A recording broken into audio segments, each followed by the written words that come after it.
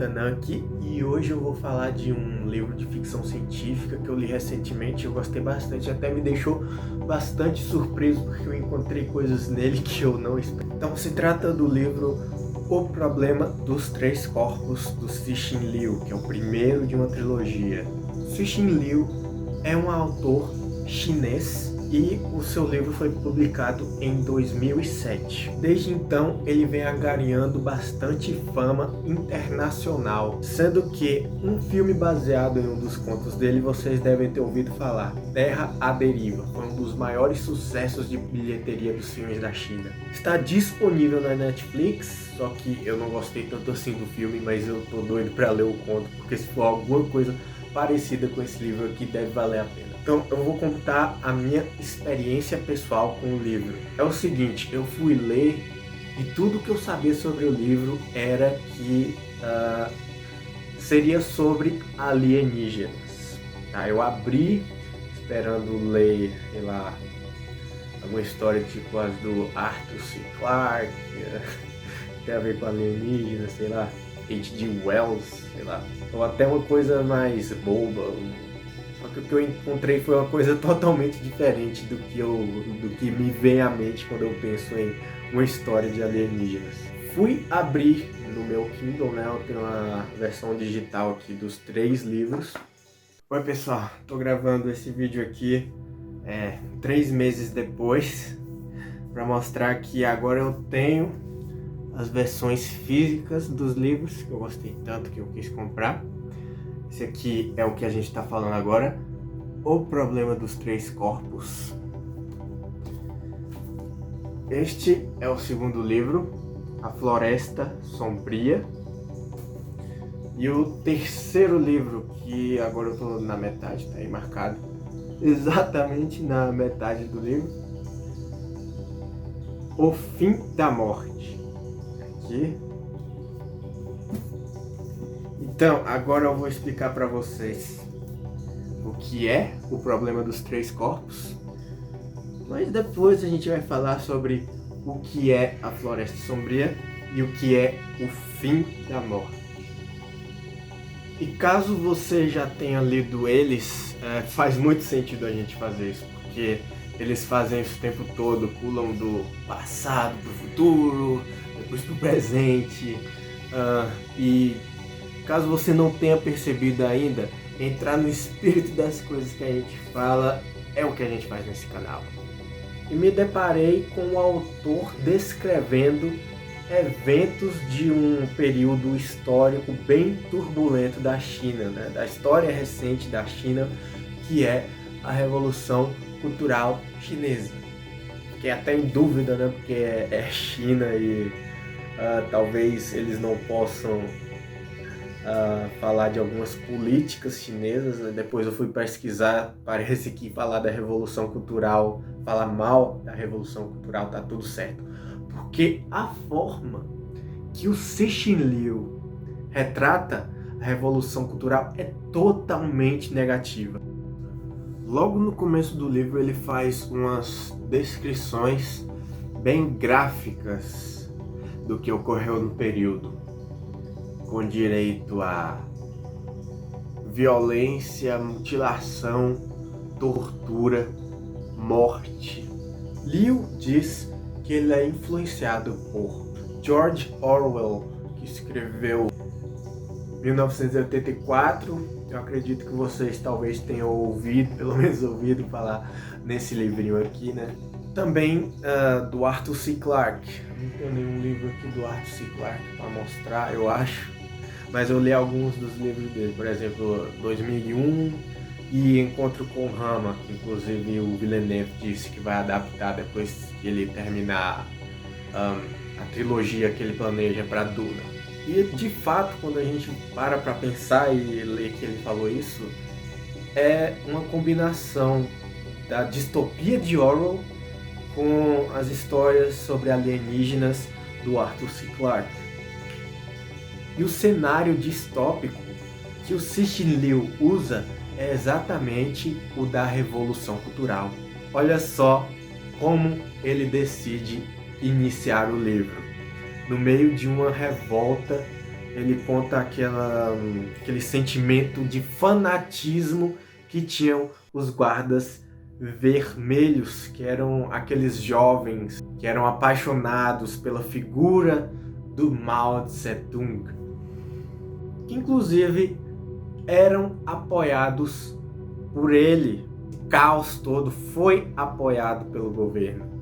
O livro tem dois personagens que dividem o protagonismo. A Ye Wenji, que é a que eu vou falar mais extensamente agora, que viveu na época da Revolução Cultural, e também o cientista especialista em nanomateriais Wang Miao, que vive nos tempos atuais, 2007, que é quando o livro foi publicado.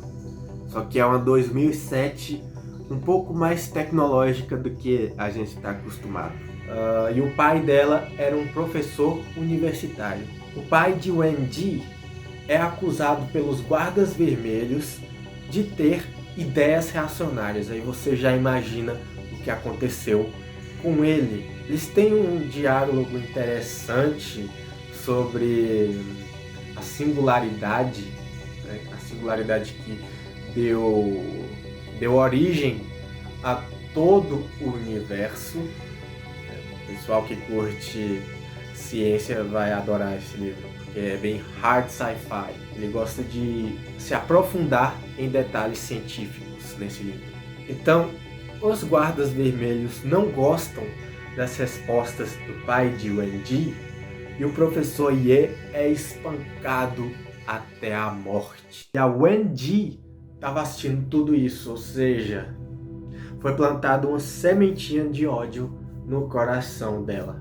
Tem uma coisa interessante: quem entregou o pai da Ye Wenji para os guardas vermelhos foi a própria irmã mais nova de Ye Wenji. Ela entrega o próprio pai para ser morto pelos guardas vermelhos.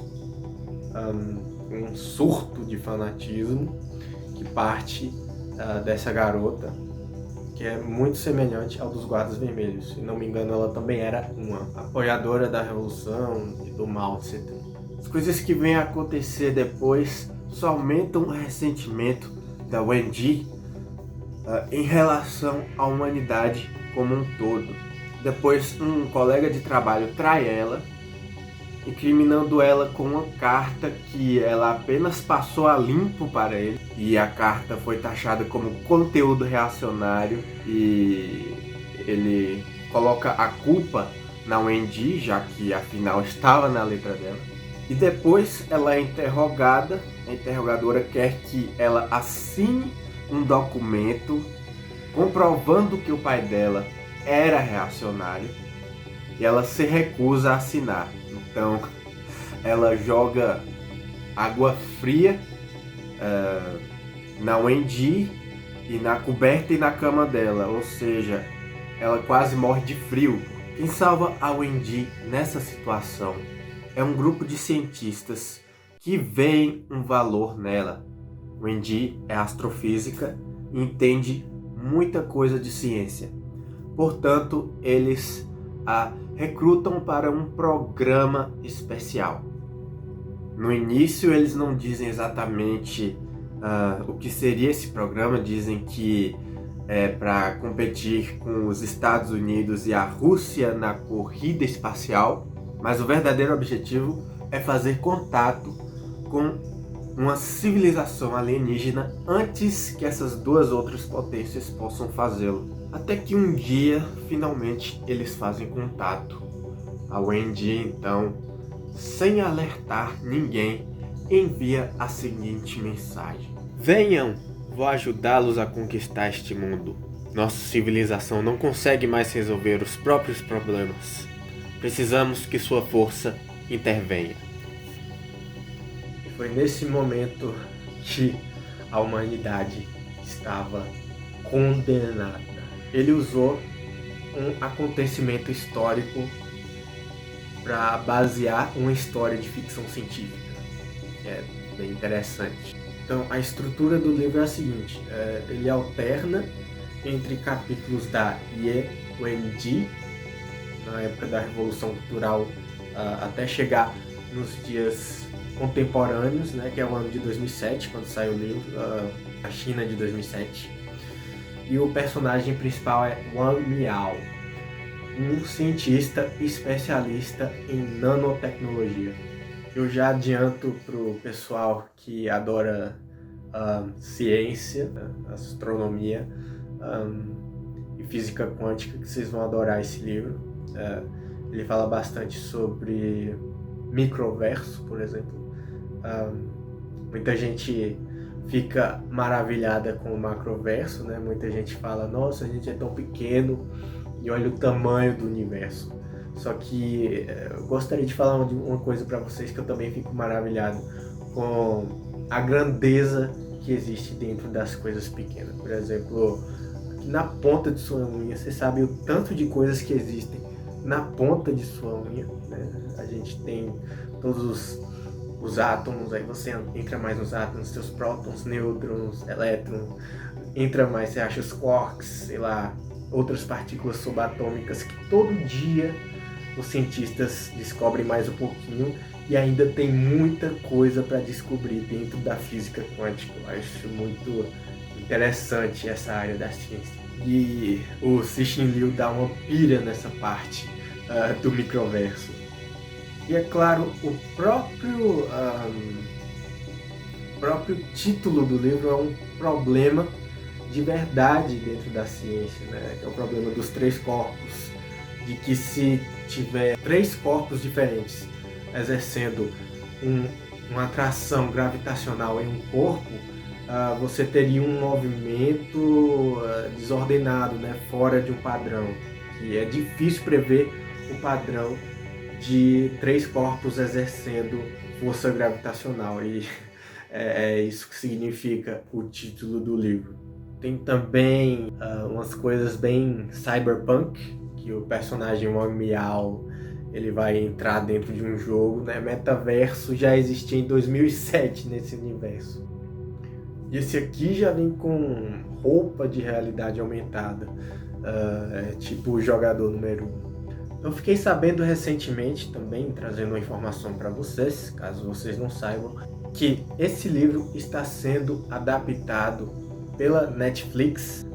Vai ser uma série aí dos showrunners de Game of Thrones, David Benioff e D.B. Weiss, né, ou D&D, como geralmente chamam eles. Se vai ser boa, não sei, mas eu vou querer assistir. Recomendo também como leitura complementar para aqueles que quiserem entender um pouquinho mais sobre o período histórico que foi a Revolução Cultural Chinesa, o livro Meu Nome é Número 4, uma história real da Revolução Cultural Chinesa, escrito pela Qin Xinye. É um livro de memórias, é bem curto e fácil de ler, e traz umas informações bem legais. E só agora, pessoal, fui olhar aqui atrás, eu já li metade do livro, mas só agora eu notei essa frasezinha do autor George R.R. Martin, o George R.R. Martin, do nosso tupiniquês aqui. E ele comenta o seguinte sobre essa trilogia: uma mistura singular de ficção científica, especulação filosófica, política, história, teorias da conspiração e cosmologia. Então, aparentemente, ele também gostou dessa trilogia. Eu tenho os livros do George aqui. Vocês conhecem o George, que é o autor das Crônicas de Gelo e Fogo, mais conhecida aí pelo pessoal como Game of Thrones, né? Porque tem a série de TV. E se vocês não forem pela minha opinião, vão pelo menos na dele. Esses livros são legais. Então, foi isso por hoje. Deem seu like se achar que devem, comentem caso tenham vontade, e se inscrevam caso não tenham feito isso ainda. Até a próxima.